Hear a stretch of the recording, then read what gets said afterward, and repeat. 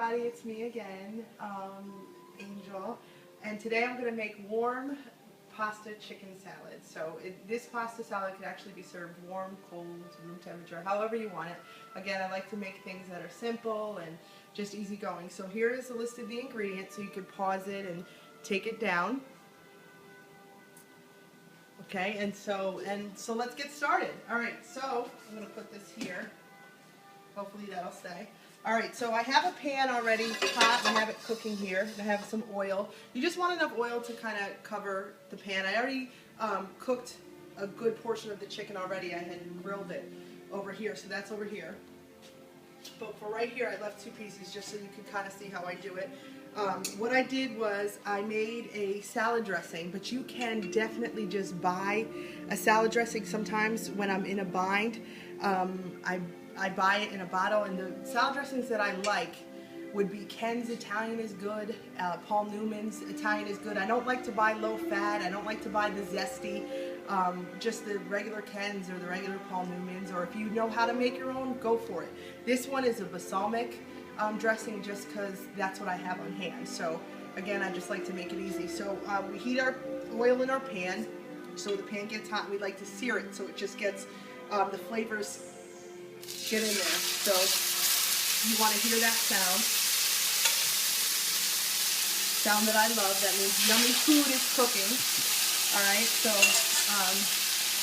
we're going to do that and just let that cook.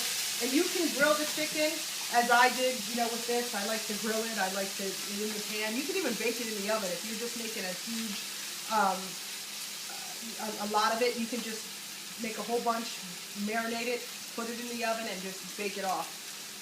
And to get a crunch, just the last like 2 minutes, just put it on broil and it'll, turn it brown. When you sear the chicken, Angel, do you sear the outside and then leave it on low, or is it still searing now? It's still searing. It's on medium. I started it on medium high, and then so I just seared it, and then the pan is pretty hot, so I just moved it to medium, and we'll flip it, and it'll be fine. So right now, what I have here is this is 2 pounds of pasta right here. It's just regular pasta. Again, cook it how you like it. Some people like it al dente. Some people like it, cooked more. So you cook it as you like it. And some people like wheat pasta. Yeah, you can definitely use whole wheat pasta if you like. This recipe you can use spinach pasta. You can use angel hair pasta. You can use penne here. But it's really all about what you like. You can even use tortellini. If you like tortellini and want to mix things up a little bit, you can go ahead and do that. So what I have here is, this is my chicken that I kind of chopped up here from the grill. And this is garlic. It's just fresh garlic. And I think that is one important ingredient, to use fresh garlic. If you want to use it from the jar, you can, but it definitely has to be chopped. I prefer it fresh like here. And so what I do is I love when you get these big fat cloves here.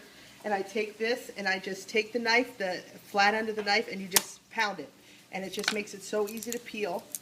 Now, as you can tell, I love garlic. If you're not a big fan, by all means, do not use as much as I have used, but I love garlic. I feel like I just grew up in a very Italian family, and so I feel like garlic is the way to go. I love garlic and onions.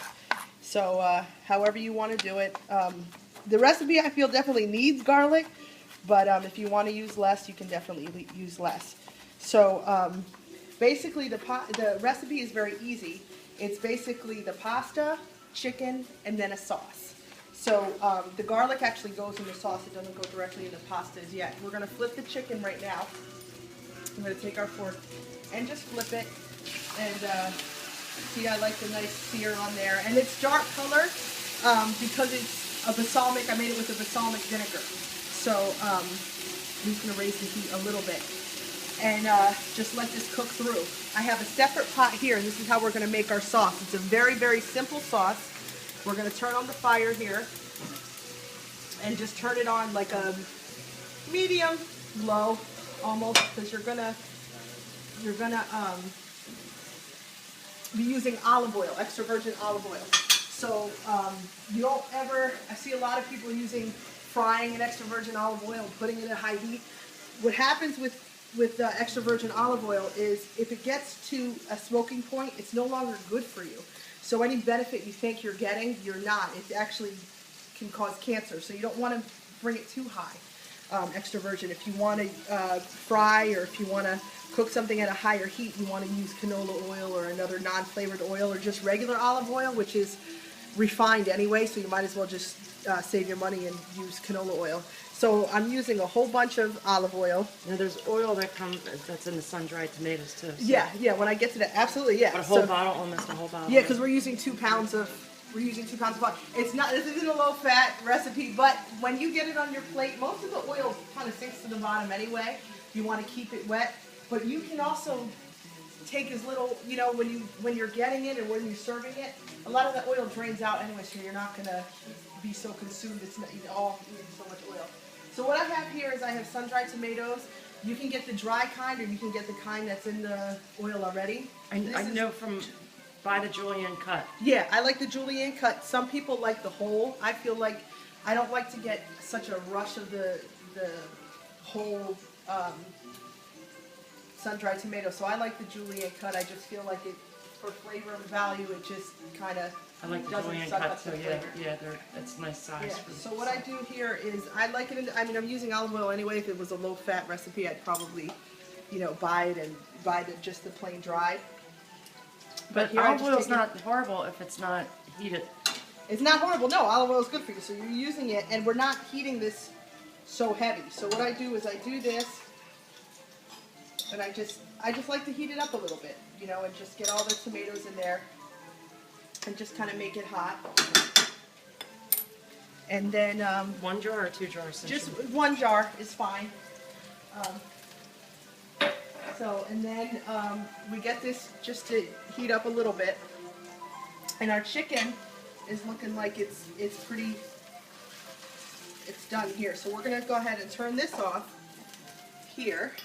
All right, yummy.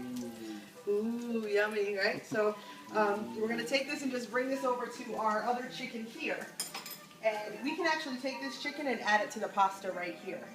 So we'll take this chicken and we'll add it to, and the thing about the grilled, I like the flavor of the grill, so I'll grill any time of year. I'll grill in the winter time. I just love it. I think it just adds such a unique flavor. So that's what I like. But however you want to go, however, like today we're using 2 different types, so whatever you want to do is fine. Okay, so we're going to take this, and we have our chicken here, and we're just going to cut it here. Alright, so I have my crew here, and they're helping me out. Alright, so we slice that. It's nice and juicy, right? And we can just throw that chicken right in here. Alright, and believe it or not, we're really like almost done. So what we have here is we have this heating up here nicely, and we just want to add the garlic, just kind of to infuse everything in here. And so just to have that in there, and we're rid of this, so we're good. And then what we have here is I have fresh basil. Now, basil is one thing. You can chop this up, you can cut it. I just like to break it. I just like to take it. Now this is already washed. I just like to take it and break it. Sometimes I just throw it in whole because it kind of shrivels up anyway. But I just feel like you can never have too much basil. I love it. I could eat it on anything almost. I put it in dessert. I put it in everything. No, I noticed you're using fresh basil, but if you have dry basil, you can, I would have to say, well, I used it once. You can, but I think as far as fresh basil, nothing really. Well, but you can absolutely. Like if you have to, you can. Like I use dry ingredients. Like I'm going to use garlic powder and onion powder in here. Some people don't like to use that, you know, in their stuff, but I like it. I like the flavor of it. It has the thing. You're dry. A lot of your dried herbs will have a different flavor, slightly, than the fresh. As far as garlic powder and onion powder, they have like a completely different flavor. I mean, they're garlicky, but it's just you're not going to get the same flavor. I like to add both just because I love the flavor. I love garlic, so any way it comes, I love it. I love it roasted. I love it toasted. I love it chopped, powdered, dried, however. So, all right. So then what we do is we just take this and we just mix this up in here. And that's getting hot. You just really want to cook it for like a minute or two. It doesn't need to really cook long. And then what you do is you just take this and we're going to pour it. Well, first we're going to add some, would help, right? Some garlic powder. And I don't have a measurement on it. It's just really how you like it. You don't have to add it. This is something you don't have to add at all. This is good. It's a visual measurement. And this that is is a lot. I'm surprised. I don't. This is oregano. Oregano I tend to use dried anyway, just because it's such a strong herb. And then this is onion powder. And I don't use fresh onion, but I like the flavor of the onion powder. And we're gonna add a little bit of salt in here. And I just take a little bit in my palm.